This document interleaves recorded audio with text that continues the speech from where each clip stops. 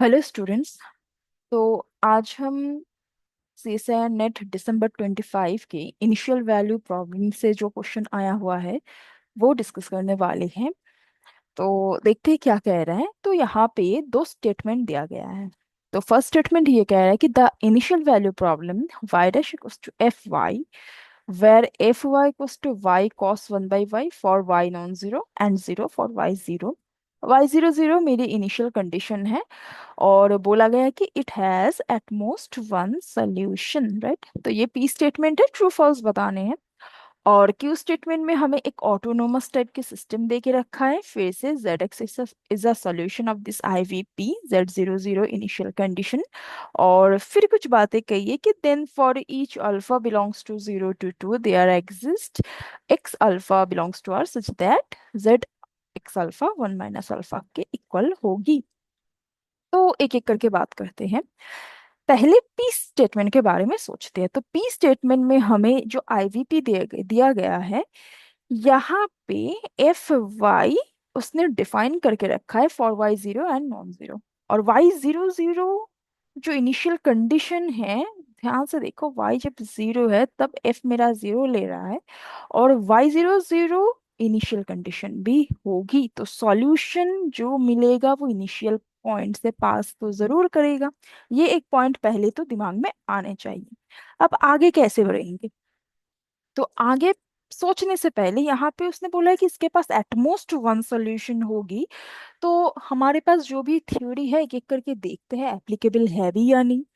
First क्या है कि क्या एफ मेरे पास कंटिन्यूअस है। तो ये मैं पी स्टेटमेंट के बारे में बोल रही हूँ, ठीक है। तो पी स्टेटमेंट को देखते हैं। क्या एफ कंटिन्यूअस है? हाँ, जो एफ गिवन है वो कंटिन्यूअस है। अब ध्यान से देखो, क्या एफ डैश कंटिन्यूअस है इनिशियल पॉइंट के नेबरहुड में? आई मीन जो लोकल इलिप्सिस, क्या वो सेटिस्फाई कर रहा है? बिल्कुल भी नहीं, यहाँ पे वो फेल कर गया। इसका मतलब सिर्फ इफ कंटिन्यूटी से मैं ये बोल सकती हूँ बाय एग्जिस्टेंस थ्योरम कि इसके पास एटलीस्ट तो वन सॉल्यूशन मिलेगा। इसके पास एटलीस्ट वन सॉल्यूशन मिलेंगे बाय एग्जिस्टेंस थ्योरम, राइट। इतना मैं बोल सकती हूँ। और एफ डैश कहाँ पे गड़बड़ कर रहा है? एफ डैश देखो, ये तुम्हारा initial point y equals to zero में इसका नेचर क्या होगा? ऑसिलेटरी बिहेवियर देगा, तो ये अनबाउंडेड बन जाएंगे। So this is not Lipschitz. तो मेरी थ्योरी फेल हो गया, ठीक है। मैं थ्योरम से कुछ नहीं कह सकती, सिर्फ इतना कह सकती हूँ एग्जिस्टेंस थ्योरम से कि एटलीस्ट वन सोल्यूशन मिलेंगे, ठीक है। अब आते हैं यहाँ पे। तो नेक्स्ट आगे सोचना कैसे है।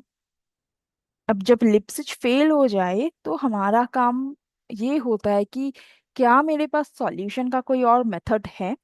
उससे अगर मैं सॉल्व कर लूँ तो ठीक है, नहीं तो हमें थोड़ी और डीपली एनालिसिस करना पड़ता है कि क्या इक्वेशन ऑटोनोमस है या नहीं है, वगैरह वगैरह। अब यहाँ पे ऑटोनोमस से हम समझ सकते हैं इक्विलिब्रियम पॉइंट्स निकाल के, पर उससे भी आसानी से कुछ बातें ऑब्जर्व कर सकते हैं अगर हमारे पास एक छोटी सी थ्योरी बोल सकते हो या क्राइटेरिया, वो अगर हमें पता हो तो उसे हम कहते हैं ऑसगुड क्राइटेरिया, ठीक है। ऑसगुड क्राइटेरिया या फिर थ्योरम ये कब यूज होता है?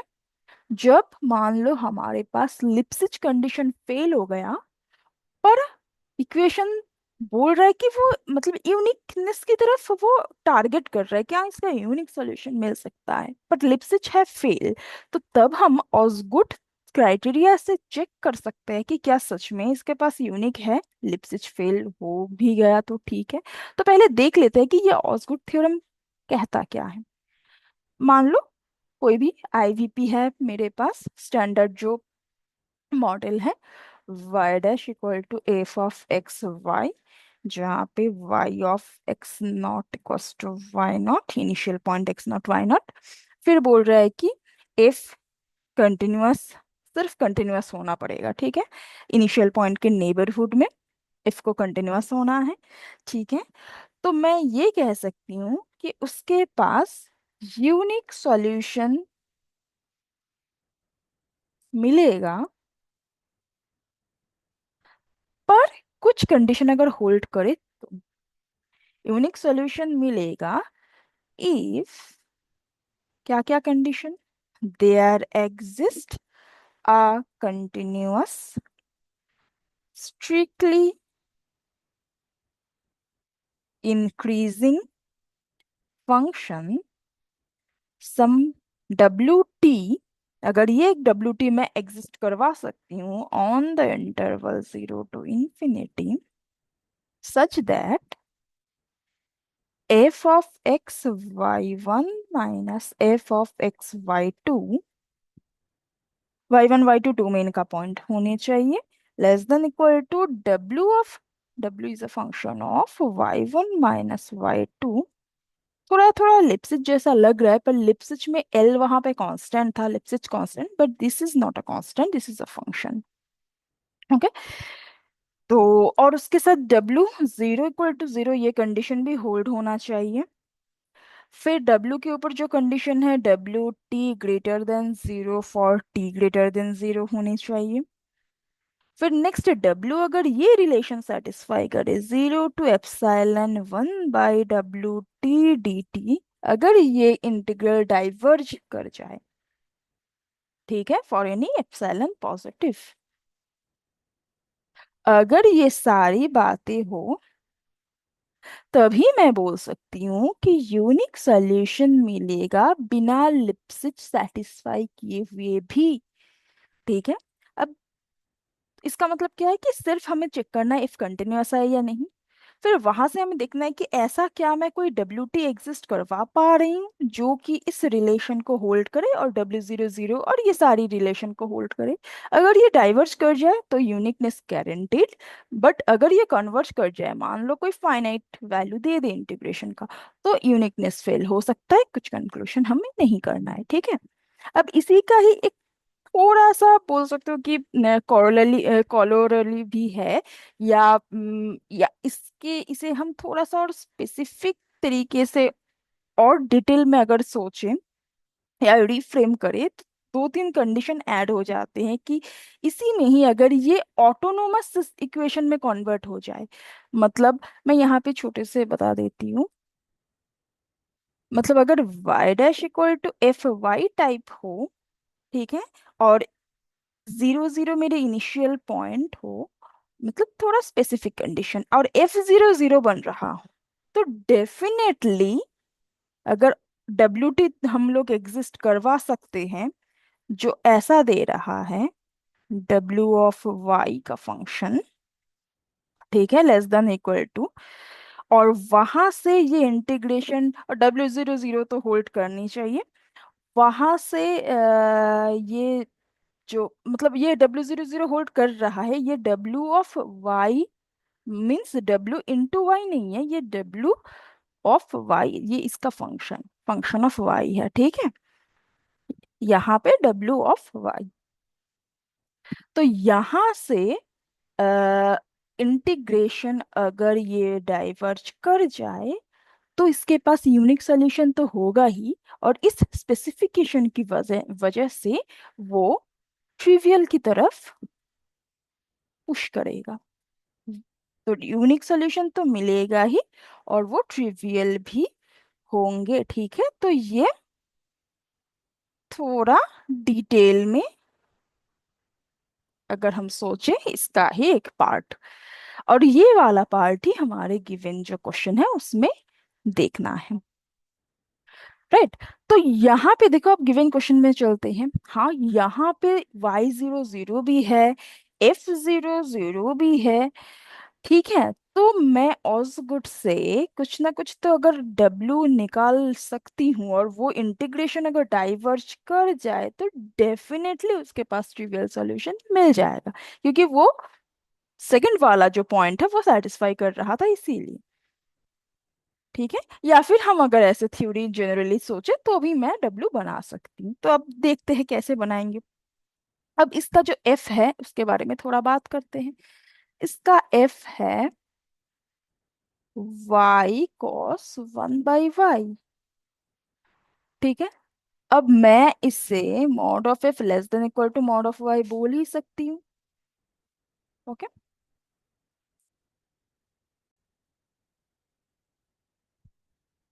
फिर यहाँ पे एफ जीरो जीरो भी है, initial condition Y zero zero भी है। ठीक है। Mod F less than equal to Y बन रहा है। अब यहाँ पे अगर मैं इसके साथ रिलेट करूं तो डब्ल्यू टी मैं किसे चूज करूंगी? राइट साइड में जो वैल्यू है वो सही, यहाँ पे राइट साइड में वाई है, तो मैं ऐसा लेट कर ही सकती हूँ मेरे जो डब्ल्यू टी है जिसपे के ऊपर मैं ऑसगुड का अप्लाई करना चाहती हूँ वो बनेगा मेरा टी। यहाँ पे अगर ये ऐसा हुआ हुआ होता तो कि y of log of 1/y, तो मैं ऐसा मान लेती t log ऑफ 1/t ऐसा कुछ। ठीक है। तो ये समझना पड़ेगा, ये वाइटल चीज है यहाँ से। और डब्ल्यू जीरो जीरो भी बन रहे हैं। अब देखो, अगर मैं इसे इंटीग्रेशन करना पड़ेगा, जो फाइनल रिलेशन है उसे एस्टेब्लिश करना होगा, तो ये टी डी टी। अब इसका इंटीग्रेशन तो डाइवर्ज कर रहा है। ठीक है, इम्प्रॉपर इंटीग्रल जो हम देखते हैं। सो ये डाइवर्ज कर रहा है, इसका मतलब ऑसगुड क्राइटेरिया सेटिस्फाइड। ऑसगुड क्या बोलता है कि इसके पास यूनिक सॉल्यूशन मिलेगा ही, और उसके साथ ही साथ क्योंकि ये स्पेशल क्राइटेरिया है, ये कंडीशन सेटिस्फाई हो रहा है इसके, तो ये यूनिक तो हो गए और वो ट्रिवियल भी होंगे, उसके अलावा और कोई सॉल्यूशन इसके पास मिलेगा नहीं। ठीक है। तो फाइनली ये स्टेटमेंट जो दिया गया है कि इसके पास एट मोस्ट वन सॉल्यूशन है, तो वो बिल्कुल सही स्टेटमेंट है। ठीक है। लिपसिच फेल कर रहा है, बट फिर भी हम ये ऑसगुड वाले क्राइटेरिया से ये प्रूफ कर सकते हैं कि इसके पास यूनिक सॉल्यूशन मिलेगा। और फिर और कुछ स्पेसिफिकेशन अगर हमें पता चल जाए तो वो यूनिक सॉल्यूशन क्या होगी वो भी हम देख सकते हैं। ठीक। पर अगर यहाँ डाइवर्ज ना करे तो नहीं, तो ये गारंटी नहीं देता। ठीक है, तो ये बात ध्यान रखना जरूरी है। तो आई थिंक क्लियर हो गया होगा। फर्स्ट स्टेटमेंट हमारे क्या है, ट्रू है। अगर कुछ भी डाउट हो इससे रिलेटेड जरूर कमेंट करके बता देना। सेकेंड स्टेटमेंट चलते हैं। सेकेंड स्टेटमेंट को कुछ नहीं है, हमें सिर्फ अच्छे से इसे डिकोड करना पड़ेगा।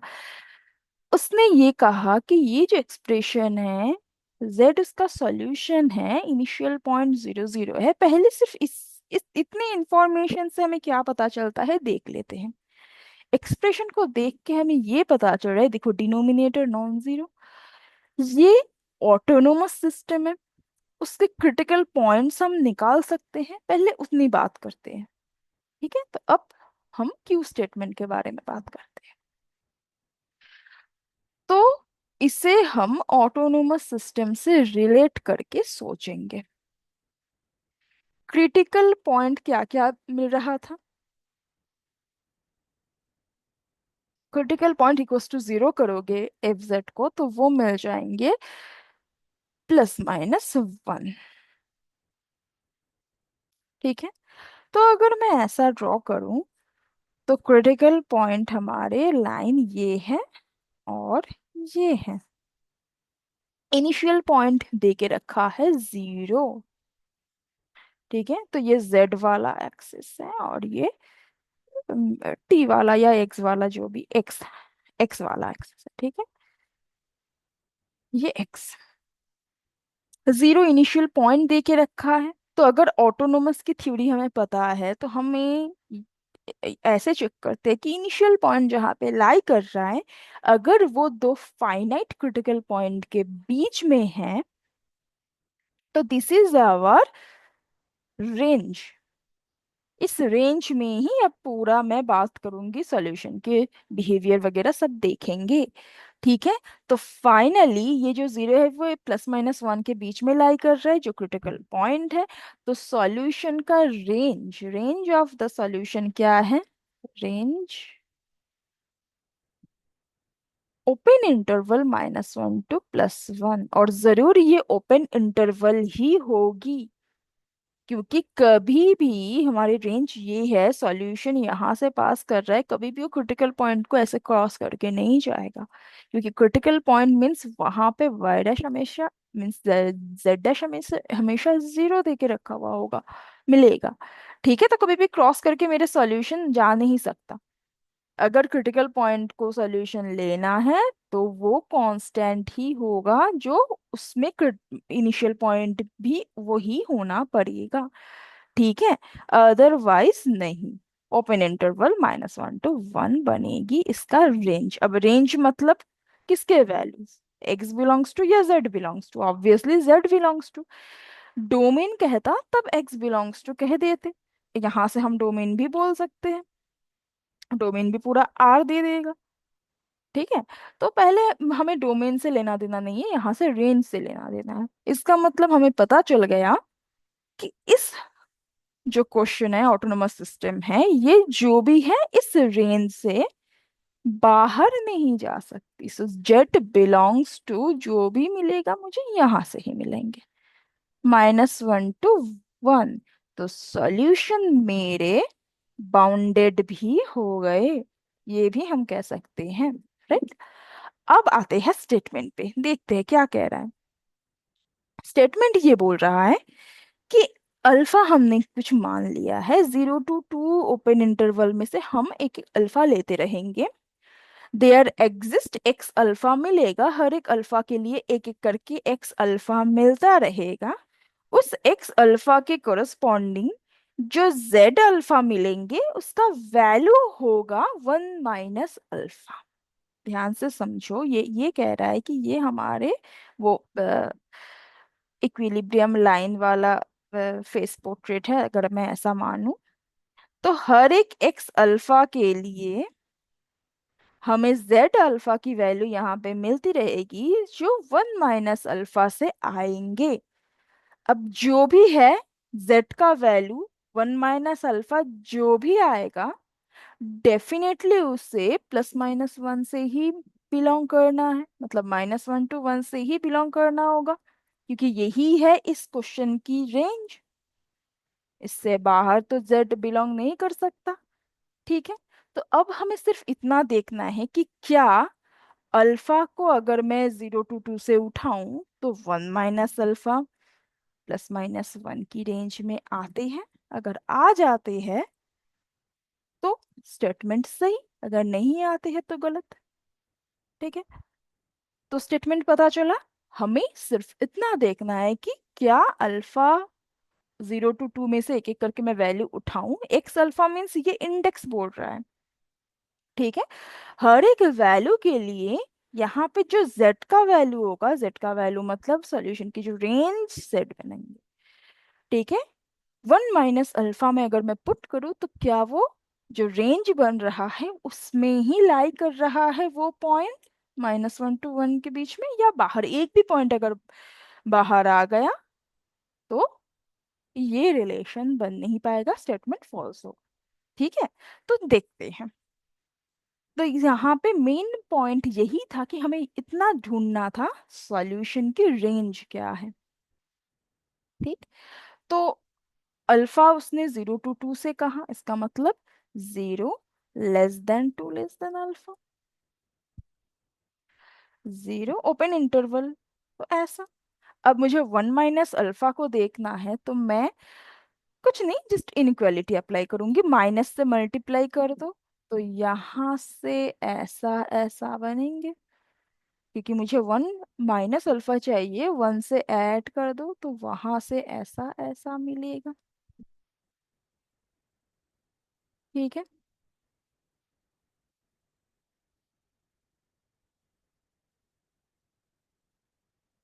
तो यहाँ पे ये 1 - अल्फा क्या है? 1 - अल्फा है हमारे z। सो फाइनली देखो, 1 < z ऑफ x अल्फा मिल गया रेंज। इसका मतलब अगर मैं 1 - अल्फा ले लूं तो वो उस रेंज से बिलोंग कर रहा है। तो z = 1 - alpha belong to -1 to 1। जो रेंज ऑफ द सोल्यूशन है, इसका मतलब मैं ऐसा एक्स अल्फा ले सकती हूँ जो कि वन जेड का वैल्यू वन माइनस अल्फा से आएंगे। ठीक है, ऐसा मुझे मिल जाएगा X alpha. So condition satisfied. ठीक है, z equals to one minus alpha belong कर रहा है -1 to 1, जो रेंज ऑफ द सोल्यूशन है। अगर यहाँ पे एक भी पॉइंट बाहर मिल जाता या रेंज कुछ अलग 2 3 यहाँ पे कुछ बन जाता तो वो सही नहीं होता। ठीक है, तो ये वाला स्टेटमेंट भी हमारे करेक्ट स्टेटमेंट है। ठीक है, so okay, I think clear हो गया होगा। अगर कुछ भी डाउट हो तो ज़रूर कमेंट करके बता देना क्वेश्चन से रिलेटेड। इसके सही दोनों ही स्टेटमेंट हमारे सही मिले। Okay okay, so thank you so much.